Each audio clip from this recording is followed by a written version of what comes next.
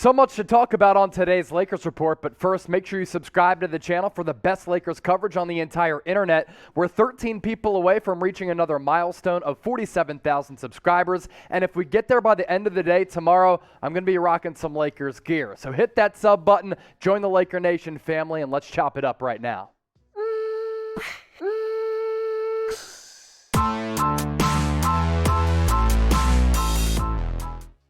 All right, here we go. Welcome into the Lakers Report by Chat Sports. I'm Chase Senior. We start off today's show with some news that hit a little bit earlier about Russell Westbrook opting into his player option. So he's going to be on the books for a base salary this upcoming year of $47+ million.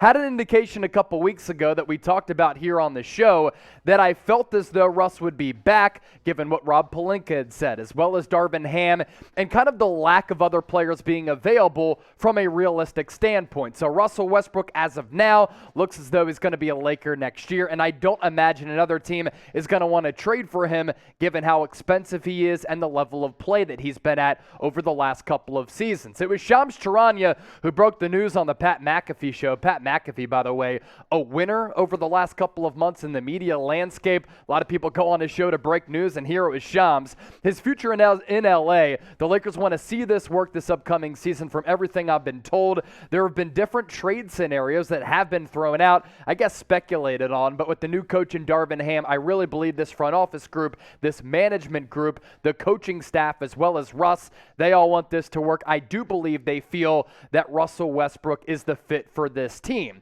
Now, you could talk about Russell Westbrook in a variety of ways. The athleticism has gone downhill just a little bit, even though he's still one of the better athletes in the league. He's not what he once was during his prime. The production has gone down, and really, it's the efficiency where I have problems with the game and style in which Russell Westbrook plays with. Him being the uber competitor that he is, him being a cold-blooded assassin is great, but at the same time, it brings him down because he's always going for the kill shot. What you cannot knock Russell Westbrook for or knock him on, his availability.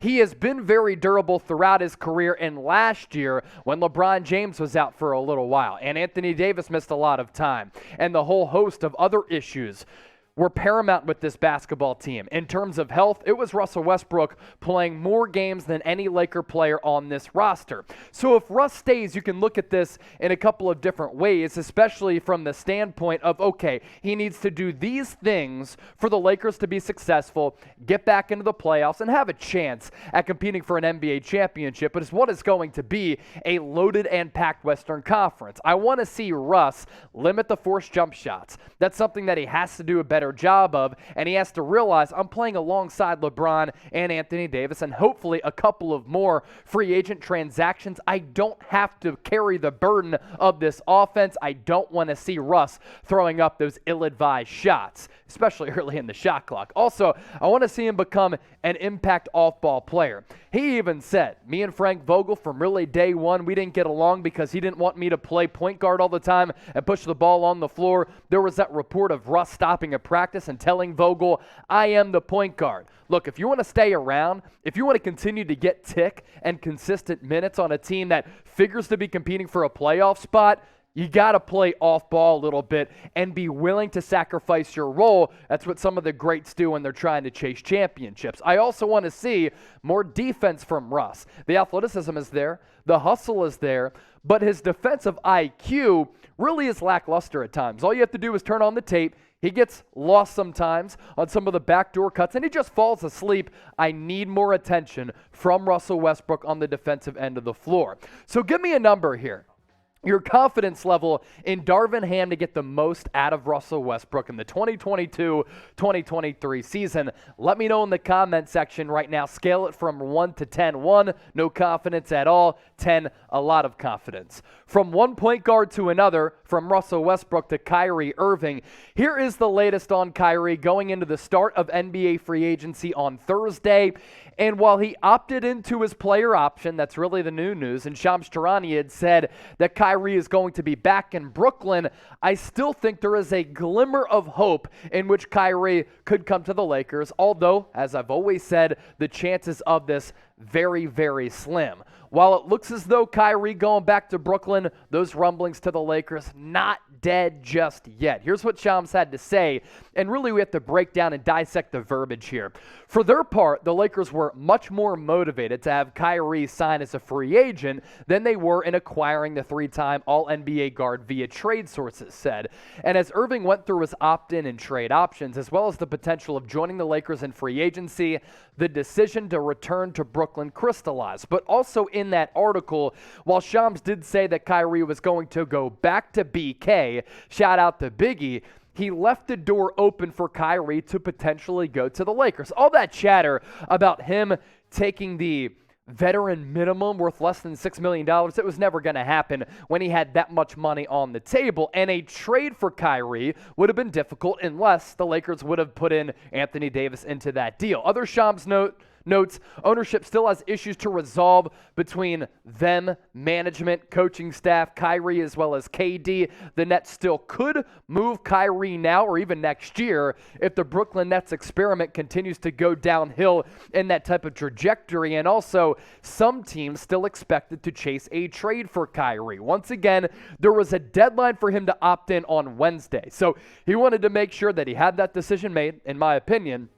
And either way, there was that deadline looming of Wednesday. He opts in, he gets all that money, and still a trade can be worked out if those disagreements are still there and visible between Kyrie's camp as well as the Brooklyn Nets. It felt like a leverage play all along. I said this. I think that Kevin Durant went to the front office and said, look, I want Kyrie back. It gives us our best opportunity to win a championship. And if you don't bring him here next year or in the long run, then you run the risk of me asking out, and I will demand a trade, which can obviously happen in the now player empowerment era. So were you upset when you saw the Kyrie news of him probably, maybe, potentially, most likely going back to Brooklyn? Give me a Y for yes or an N for no. Is this a little bit of a backtrack from Brian Windhorst, who kind of made it seem like Kyrie was going to go to the Lakers? Maybe, but this is interesting nonetheless. And keep in mind, Windhorst was right on the James Harden to Philadelphia trade, #deal zone. So there are a lot of things that could transpire and change in the lead up to NBA free agency. And as a man who covers free agency and loves a juicy story, I actually hope that Kyrie does get out of Brooklyn, because that would be awesome for talking points around the NBA. But Wendy on Kyrie. I know that there are a lot of people in the league, and we're not talking about ancillary people. We're talking about high-ranking people who believe that this is not done. I don't know. Let me just say this about the Lakers. He obviously was very interested in joining LA. The Lakers were very interested in having him. Right now, I think if you're a Laker fan, you're kind of like that door kind of closed to a certain degree. And I'm not saying open it back up, but I'm saying don't quite lock the lock yet, because depending on what the Nets want to achieve, it's not impossible that could be revisited this time in trade form. So basically, we knew the chances were slim of Kyrie going from Brooklyn to LA. They didn't have the player capital or the draft assets to give up in a trade outside of Anthony Davis for Kyrie Irving. But what Brian Windhorst is saying, maybe you lock the door on the handle, but you don't quite latch the deadlock just yet, okay? Maybe the door is a little bit open. There's a nice little, what do you call it, little comparison? Metaphor. Yeah, good stuff. I did study journalism at Temple University, by the way. Coming up in a few moments on the Lakers Report, Bleacher Report broke down free agency targets for the Lakers after the Kyrie news. We'll take a look at some of those options. But first, make sure you subscribe to our main Chat Sports YouTube channel. We had the 5th highest watched video in the history of the company during the NBA draft back last Thursday. We're going to run it back, and we're trying to overtake that number. But free agency is a little bit different because we're going to be live like every single day for a couple of days and multiple days moving forward. YouTube.com/ChatSportsTV will keep you in the know with every move that happens throughout free agency. And, of course, here on the Lakers Report, everything that pertains to the purple and gold, we got you covered there as well. So Bleacher Report's Lakers targets after the Kyrie news. They bring back Malik Monk, who last year shot the ball really well from distance. And this is a player who continues to improve, and a guy who was taken in the first round out of Kentucky by Charlotte. Looked as though though he's going to be a bust, but he's really rounded into form the last couple of years, 47% from the field and 39% from beyond the arc last year. A trade option for Los Angeles, because Malik Monk would be a free agency target to retain him, Gordon Hayward. I think this would require trading away Russell Westbrook to make room for Gordon Hayward's salary. When on the floor, he's a good player. He just hasn't been on the floor enough as he's been injured a lot.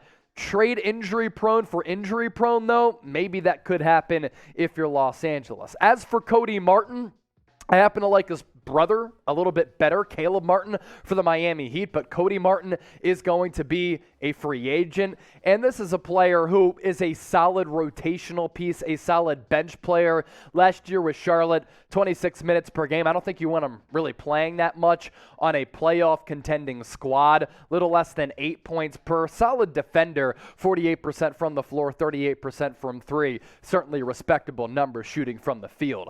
Bruce Brown is like the ultimate glue guy for a playoff team who makes all of the hustle plays and makes some of the gritty plays that other guys don't want to make, and sometimes he hits the deck when other players don't want to hit the deck. Last year, similar numbers there to Cody Martin, little less than 24 minutes per game, 9 points per game, 5 rebounds, a steal per. I'm not sure you want him playing more than that 23.5-minute threshold, but if it's something a little bit less for a really good team, this is a guy who can play and guard multiple positions. As for Malcolm Brogdon, I think this is somewhat unrealistic because you have to be able to shed salary in order to bring Malcolm Brogdon in. Last offseason, he signed that monster contract extension, and while it's a doable deal, the Lakers are cap-strapped right now. The reported trade offer last week was something that the Indiana Pacers had turned down. Russ, Horton Tucker, and a first for Brogdon.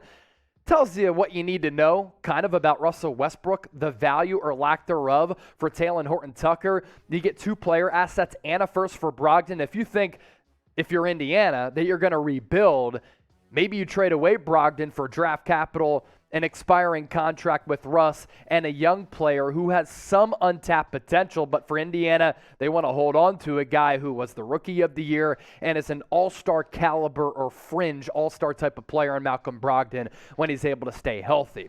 Get in the comments once more, because we always love hearing from Laker Nation and all of our loyal subscribers. Name a player you want to see in the purple and gold next year. Give me a name or names. Me, producer Sam Brown, we're going to go back and see what you all come up with. And as always, thanks for watching today's show.